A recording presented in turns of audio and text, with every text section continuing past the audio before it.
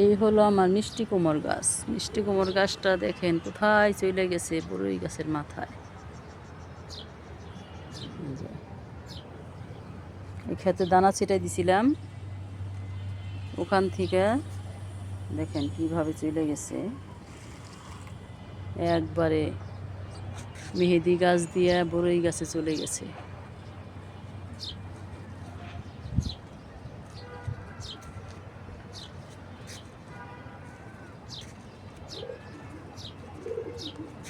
এই হলো আমার মেহেদি গাছ। দুইটা মেহেদি গাছ লাগিয়ে দিছি। ওই যে আমার কবুতর আমাকে ডাকতেছে। আজকে আমি কুমড়োর ডুগা কেটে নিব। পিঠা মাছ দিয়ে মেথি দিয়ে কুমড়োর ডুগাটা রান্না করব। বিসমিল্লাহির রহমানির রহিম। শাক যত কাটবেন ততই ডুগা ছাড়বে। এই আল্লাহ রসুল বড়ই গাছে তো বড়ই গাছে ফুল চলে আসছে। 12 মাসই বড়ই গাছ হয়, বড়ই ধরে 12 মাস। এই ডুগাটা নিয়ে গেলাম,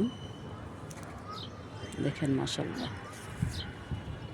এটা আজকে আমি রিঠা মাছ দিয়ে রান্না করব।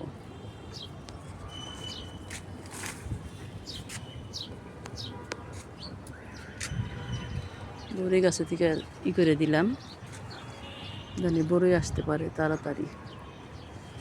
আরেকটা কেটে নিব, যত কাটবো ততই হবে। বিসমিল্লাহ।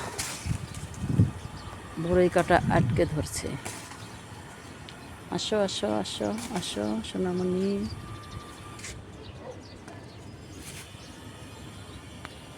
এই দুটো রান্না করব।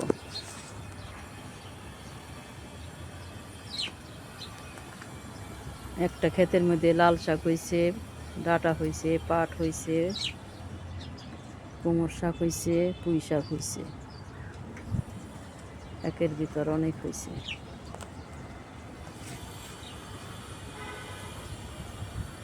সুন্দর বাতাস ছাড়ছে।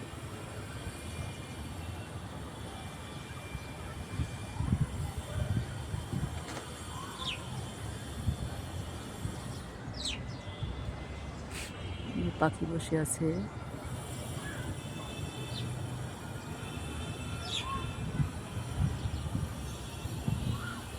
ভিডিওটা ভালো লাগলে শেয়ার করেন।